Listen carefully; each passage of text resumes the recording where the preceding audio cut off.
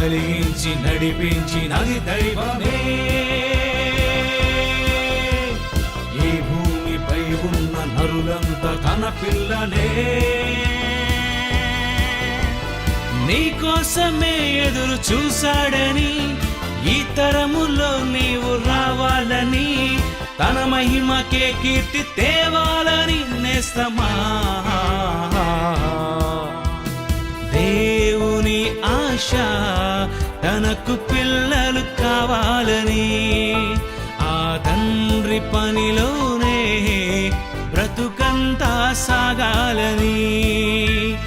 దేవుని ఆశ తనకు పిల్లలు కావాలని, ఆ తండ్రి పనిలోనే బ్రతుకంతా సాగాలని. ఈ సృష్టి కలిగించి నడిపించినది దైవమే. ఈ భూమిపై ఉన్న నరులంతా తన పిల్లలే.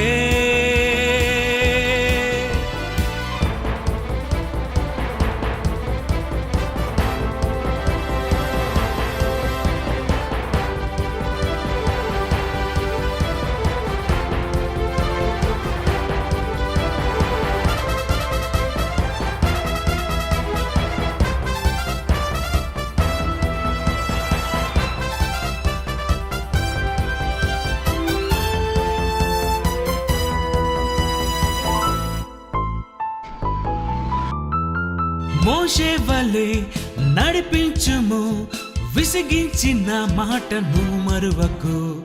ఏ పదవిని ఆశించకు, శోధించిన నీవు పని మానకు.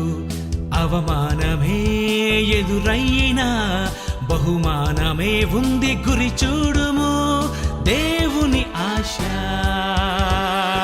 నీవే కావాలని, దేవుని ఆశ తనకు పిల్లలు కావాలని, ఆ తండ్రి పనిలోనే బ్రతుకంతా సాగాలని.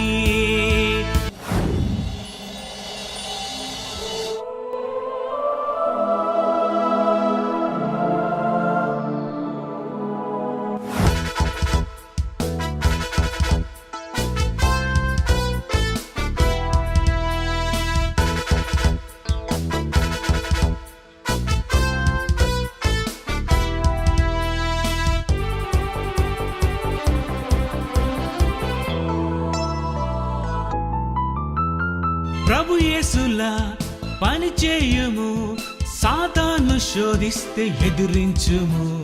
లోకాశలే కలిగించిన వాక్యానికే నీవు తలదించుము. తల్లిదండ్రులే వదిలేసిన మన తండ్రి పని మీదే ఉండాలని, దేవుని ఆశ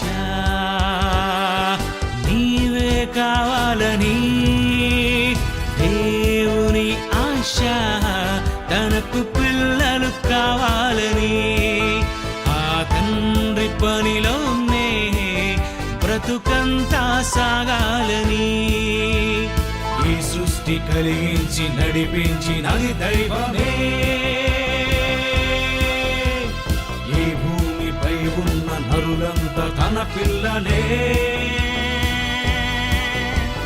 నీకోసమే ఎదురు చూశాడని, ఈ తరములో నీవు రావాలని, తన మహిమకే కీర్తి తేవాలని నేస్తమా.